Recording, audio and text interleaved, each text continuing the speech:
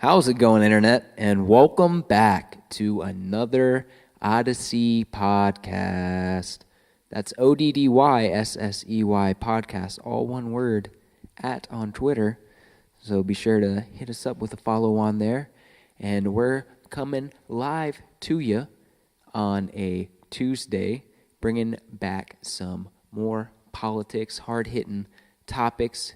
And then we're going to come back with some lighthearted, future, forward-thinking thoughts at the end there and ask you some questions of what you think you'd like to see in the future.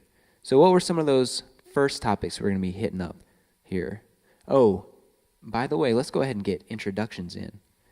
I'm your host, Toph. I'm your boy, Randy. The boy, Randy. And we are the OddysseyPodcast. So before we get into these hard-hitting topics, let's give them a little overview of what we've got lined up here. So first, what we got going on, Randy? We're going to be talking about Russia. Russia and Ukraine got some fighting and some flares going up over there, so we're going to talk about that. Yeah, that brings up one of our old podcasts, actually.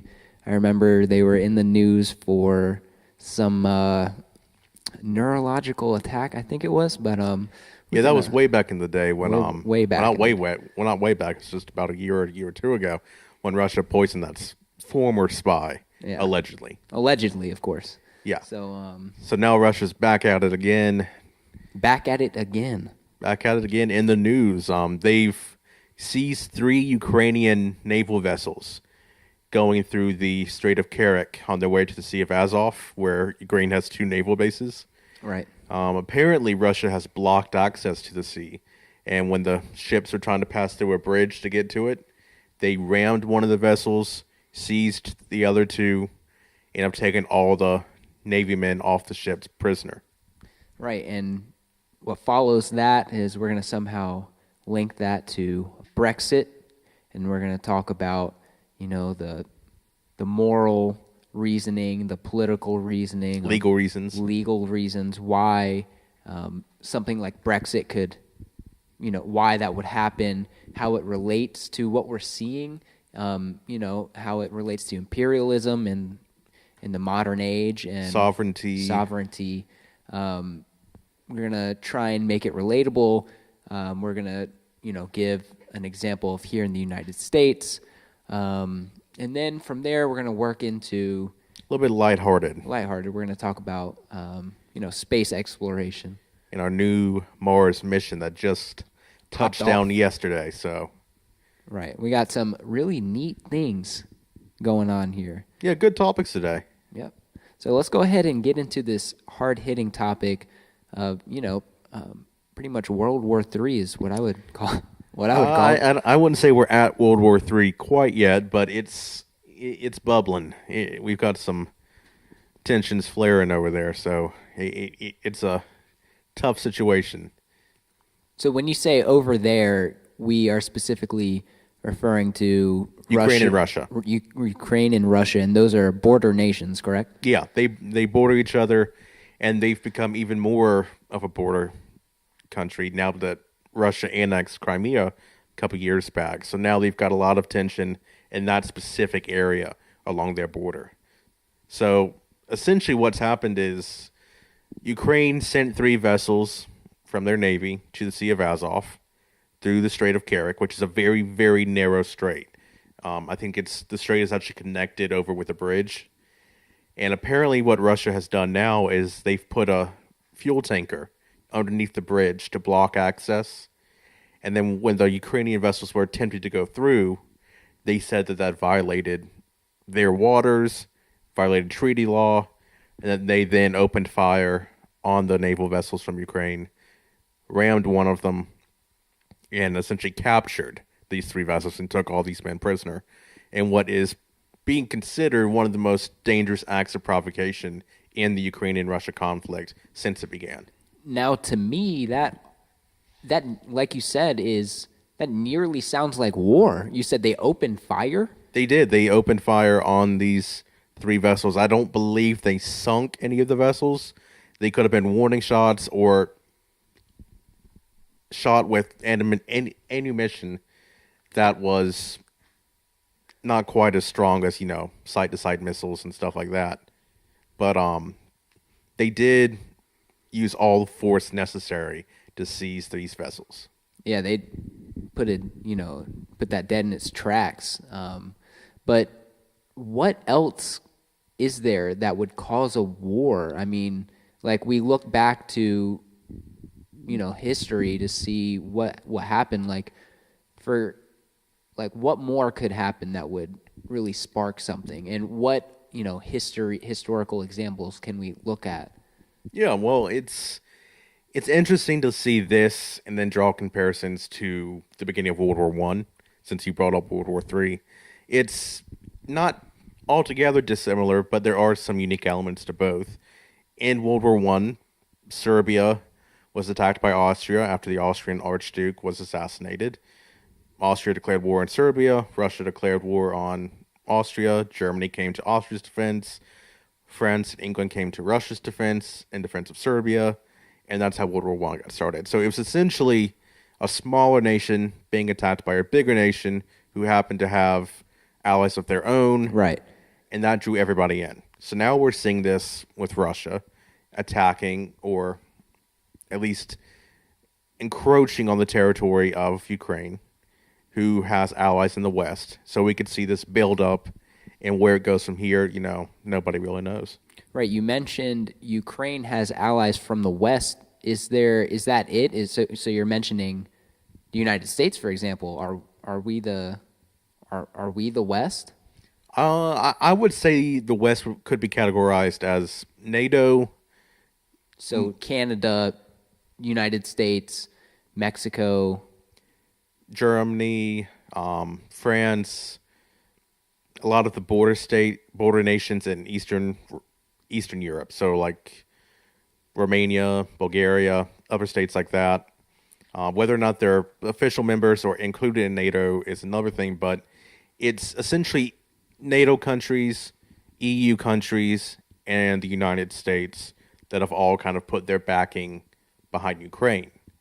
Now, whether that backing is just simply diplomatic talk, and if that translates into actual physical action as far as military presences go, I don't know. I probably would restrain anybody who says that Ukraine could lead to World War III, because I just don't think, given the historical record, that NATO or Western allies, let's call them, would send in a considerable amount of military assets to defend Ukraine if, in some wild string of events, Russia officially declared war on Ukraine. It would have to get very, very bad to take us to that level of conflict. Even with the, in my eyes, pretty much both sides of the spectrum in the United States, there's war hawks.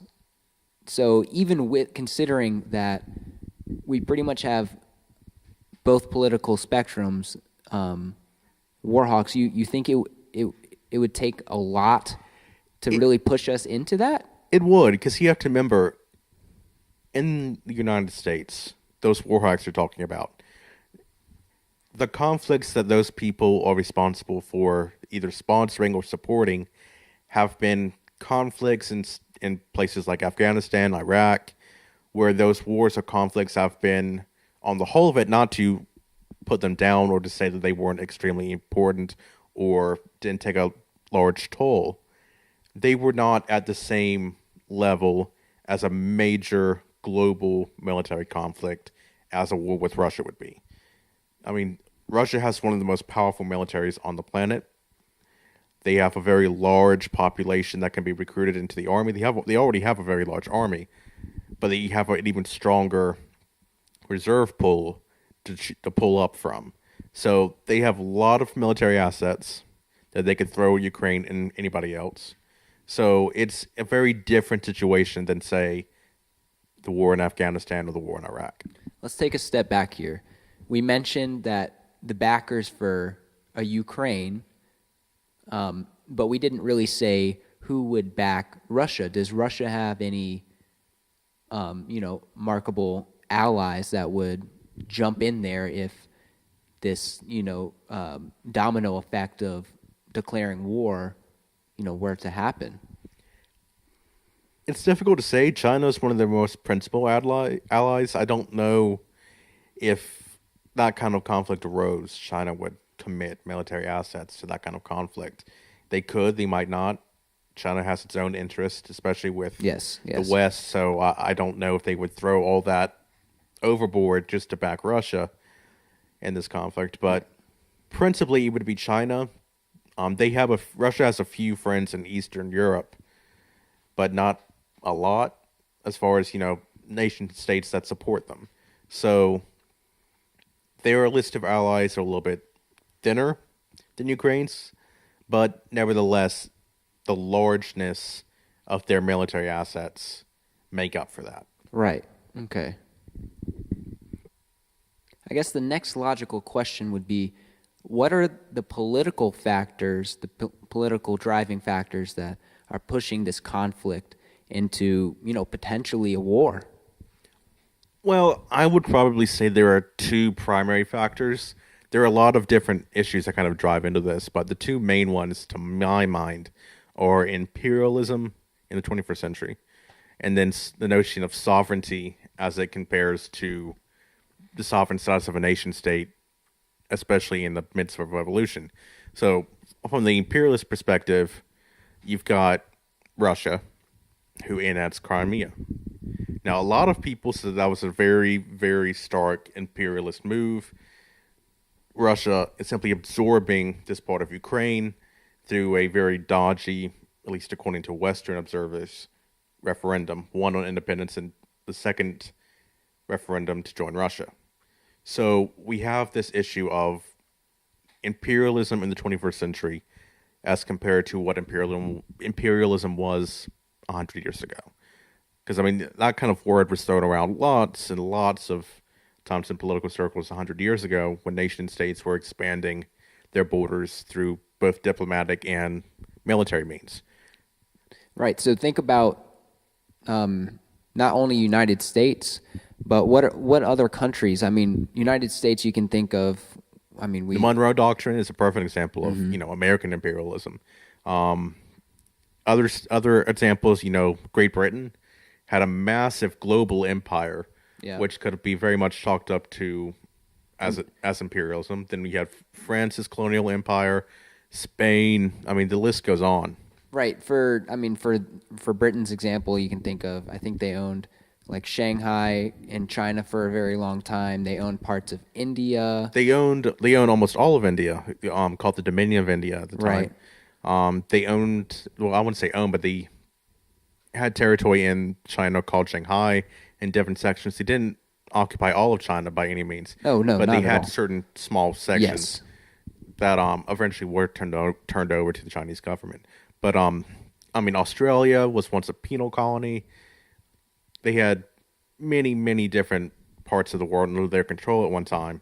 The United States was once Hawaii, for example. Yes, Hawaii was a protectorate under Great Britain before it became annexed by the United States, which is a perfect example of American imperialism. If you know anything about the history of Hawaii, that's a great topic for another day that we can get into. But it does show you that imperialism, as it relates to politics and international diplomacy, has changed. Was a major factor back in the day, and has changed so much since the Second World Wars that it's the dynamic of how it fits into the global understanding of international law and diplomacy has completely altered. Right. So when we say it's changed, we mean that in the 2000s, imperialism or changes of statehood or like the size of a country or what country owns what land it's more controversial, or it's less acceptable. Yes. As opposed to, back in the early 1900s. And that's partly due to like formations of unions, correct? Like, for example, the European Union. Well, yeah, the idea of sovereignty and the nation state as a completely sovereign entity that cannot have its borders messed with through imperialistic means has really come about over the past 100, maybe 50 years. It really began after World War II, because we saw a perfect example of imperialism when Germany began conquering all these other countries like Czechoslovakia, Austria, Poland, yep. France, massive imperialistic efforts. And then after the war, it kind of became almost a de facto understanding that that kind of military action would no longer be tolerated, especially in the West. So over time, the concept of absolute sovereignty is what I've coined it to be, has become so entrenched in international law and international diplomacy that any attempt to challenge that idea, The status the quo. status quo of it, is a huge red flag. So how Crimea became a part of Russia, how the sections of eastern Ukraine who were fighting for independence from Ukraine proper, it's all very complicated into the minutia of imperialism and sovereignty as they relate to 21st century ideas of both those concepts and what traditionally they meant to people and to countries. And now what you brought up into the formation of unions, the idea of sovereignty certainly has become more condensed and coalesced into this idea of forming unions like the EU and having individual nation-state sovereignty somewhat subordinate to a greater whole in the form of like the European Union.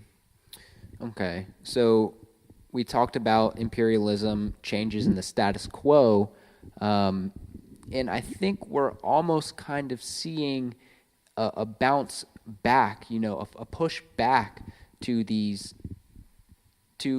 absolute that you put it. And what I'm getting at here is we've seen attempts to kind of branch off or to regain some of your own statehood. And the main example that I'm thinking of is Brexit. Oh, yeah. I mean, Brexit is a perfect example of kind of the polar opposite of what we're seeing in Ukraine and Russia, whereas that kind of imperialistic nature of Russia and the sovereignty question of different parts of Ukraine is being argued on a more military front, whereas Brexit is a perfect example of this pushback in a diplomatic setting, where the people of Great Britain were asked, given the state of the European Union and how it related to their own personal sovereignty as an independent country, should they remain in the EU or should they pull out? And ultimately, it was a very close vote, but the result was to pull out of the European Union.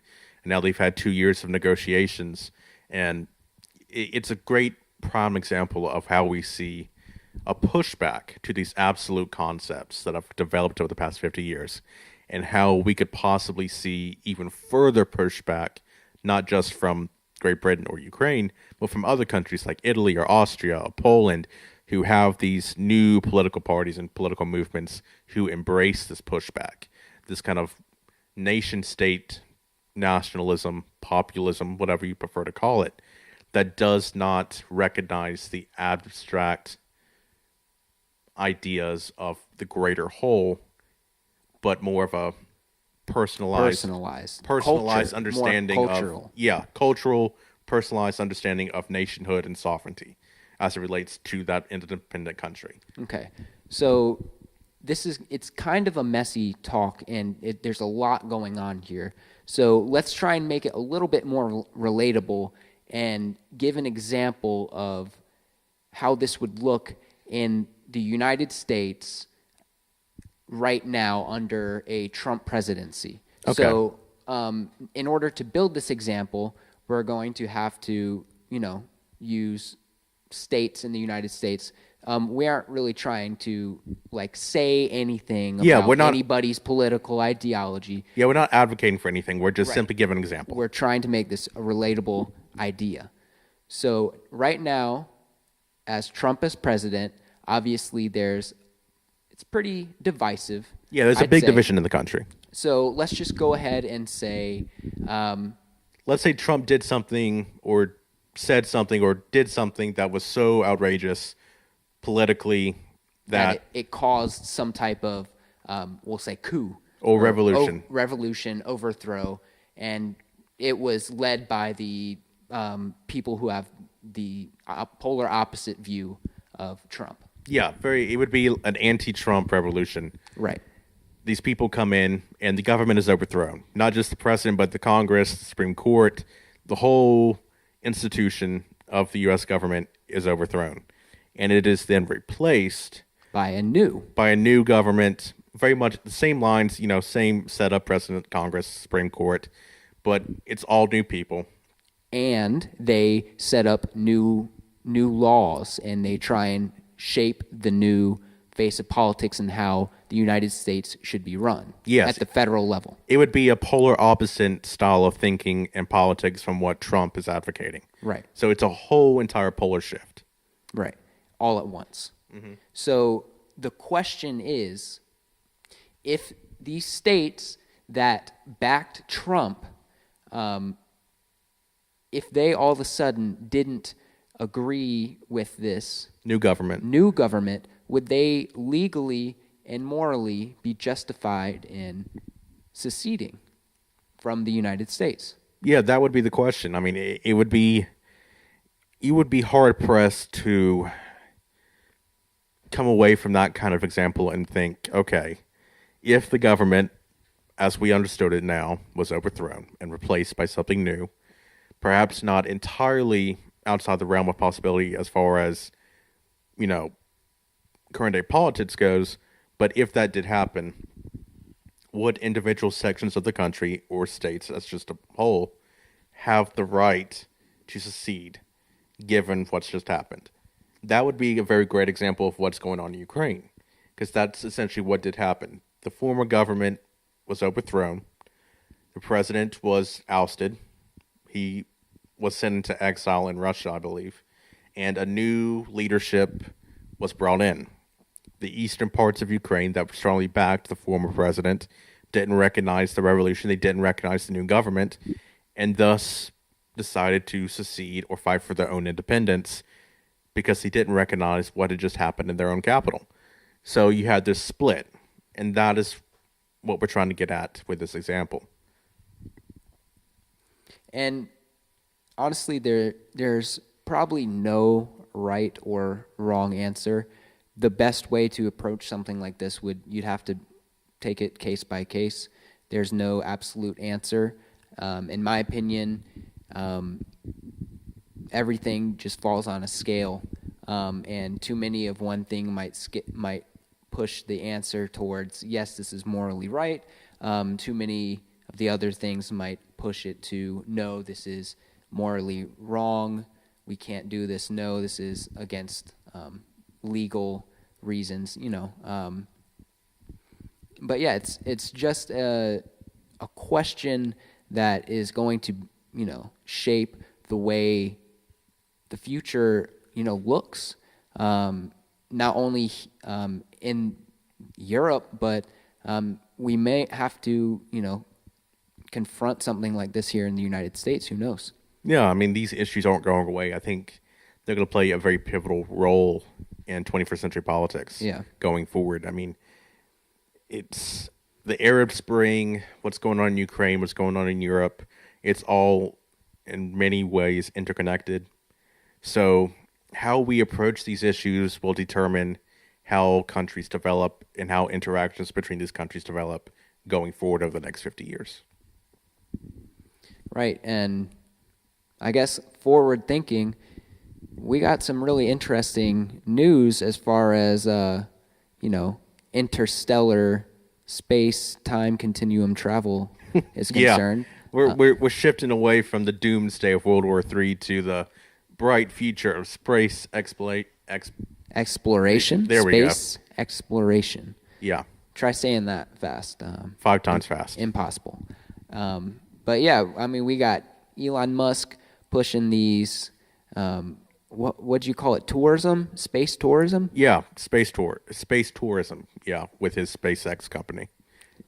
You get something like a flyby of the moon. You get to see what it looks like from space. Yeah. Well, what we were kind of jumping off this topic for is yesterday, Mars landed their InSight rover or probe. And when you say yesterday, you're referring to Monday, the 26th of November? Yep. Okay. Yeah, just to give our listeners a precise date. But yeah, they 2018. landed a Mars probe onto the surface of Mars. And the purpose of this probe will be to study the crust, the mantle, and the core of the planet. Well, you probably wouldn't be able to get to the core. Oh no, they're not drilling all the way down there, but they're going to study. Right. You can understand the core by clues given to you throughout the rest of the layers. Yeah. Yes, so that's what they're going to be doing, and this will be the first time they've had this kind of in-depth study about the makeup of Mars itself. So it'll be interesting to see what kind of scientific conclusions they draw from this. Yeah, and my guess is if they're gonna be drilling deeper than ever, they might find some water. They've already found water on Mars. They found frozen lakes. I think, right? Yeah, And frozen water, but still water. I think that was underground. The polar caps have a little bit of frost on them. Okay. And they found some different examples of water on the planet already. It's not flowing water. I mean, there's no oceans on Mars, obviously. I mean, it's not that kind of. Yeah, it's a flowing barren. water. Yeah, but there is frozen water on Mars, so we've got that out of the way. But I think going down into the planet, we'd be able to see definitively if there were large bodies of water on Mars at one point. Maybe those large body of waters held some sort of life. Yeah. Who knows? You might find some fossils, some fossil record. Yeah. It might give us some clues about maybe Mars had an atmosphere at one point in time. They did. I'm sure Mars has an atmosphere right now. It's just a very thin, but my understanding of what happened was Mars at one time did have a thicker atmosphere. right.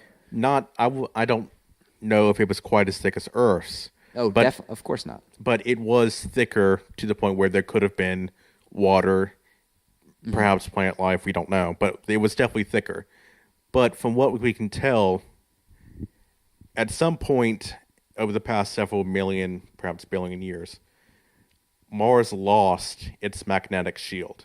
And what I mean by that is that the rotation of a core in a planet is what happens on Earth, generates a magnetic shield that essentially extends throughout the circumference of the planet and around it and protects it from interstellar winds and solar winds. Now, when that shield was no longer there to protect the atmosphere, those solar winds stripped Mars of its atmosphere. Yeah, and eroded everything. And now it's just a very thin membrane. Right. So if at one point the atmosphere was thicker, when the magnetic field was stronger, Still existed, that could possibly have let a large body of water develop on Mars, like free flowing, like liquid H2O instead. Yes, it would have been much closer to Earth than what it is now. Okay, yeah, and I mean maybe think some small vegetation like grasses, maybe. It's usually when there's water, there's life, so the two kind of go hand in hand. So who knows? I mean, it's interesting to me to think that in the near future, we might see a manned mission to Mars. Oh, we will definitely see a manned mission to Mars soon. I mean, when you say soon, what in the next decade? Within 2020. Within the 2020s, I think we will. I think, and what's interesting about that is I'm pretty sure it will not come from NASA. The first one. Who? It'll be a private space company. Oh, okay. Like SpaceX or maybe Virgin Galactic or Bigelow Industries or... I mean, there's probably... so many other companies that are doing this, but it'll come from a private space firm rather than a nation-state sponsored so you don't think any nation is working towards that? Well, they are. The problem is... Right. I mean, I know they all are, but you think that the privatized... Yeah. Since they have more funds, I mean, you think about NASA, one of the main complaints is they don't They don't get enough much funding. money. Yeah, if you put NASA and SpaceX side by side and asked people which one of these two entities are going to get to the moon or to Mars first, it's going to be SpaceX because they already have a plan mapped out. They already have significant funding. They already have their projections for what they want to do. And as far as NASA is concerned, one of the things that really kind of brought it down is one, been funding, and two, each administration has come in and kind of given their own vision of what NASA should be doing. Bush had his return to the moon thing, then that got canceled when Obama came in. Obama wanted to go to an asteroid, and then Trump canceled that plan when he came into office. So you have a lack of vision. Yeah, it's a revolving door of politicians who want to shape what they're doing. So that's what's kind of hindered NASA a lot, and I don't really see the European Space Agency or Russia's or China's or Japan's doing anything quite as advanced as what NASA could do. So I'm pretty sure the first manned mission back to the moon or to Mars could very well be sponsored by a private space firm. And I mean, that's just so interesting to me because growing up in, the 90s, early 2000s, NASA was such a household name. You think NASA, you think like the dreamers, like the ones who would go out and do it. But it just turns out that, Politics got in the way. I guess one reason you could see why the money isn't there is a lot of people struggle seeing the reasons like why it's important to even go to Mars. Yeah, I mean, I can understand that thinking. Personally, because I studied astrophysics in college, I understand that humanity as a species has a deep-seated nature to explore, to understand what is beyond. So I really back those reasons for going. And then plus there's the whole technological and possible scientific advancement undergoing. Yeah. I mean, some of the stuff that was developed to get us to the moon the first time, we now use every day. Cell phones, computers, all the stuff that makes that stuff work was really developed and pushed into the public fray by NASA when they were developing the moon missions. So it's all interconnected. I mean, my smartphone has more computing power than the Apollo 11 capsule did. And they still did it. So you can kind of see how development of science and progress is interconnected with exploration and how that kind of goes forward. So that's what I'm pushing for. All right, so I think we've pretty much covered all the topics that we wanted to cover here on the Odyssey podcast, but one thing that I'm looking forward to see is your comments talking about, what you want to see coming out of this space exploration. Yeah, where do you think we should be going? Should we go back to the moon? Should we go back to Mars? And are you interested, would you be interested in going on space tourism? I mean, is that like a personal experience that you would want to have? Yeah, we might be touching on that in the next podcast as far as space tourism goes and what that's going to be looking like over the next 5 to 10 years. So look forward to that coming up in your subscription boxes here in the next few days. But other than that, I've been Toph. I'm Randy. And we're the Odyssey Podcast at OddySey Podcast, all one word on Twitter. Have a good night, y'all.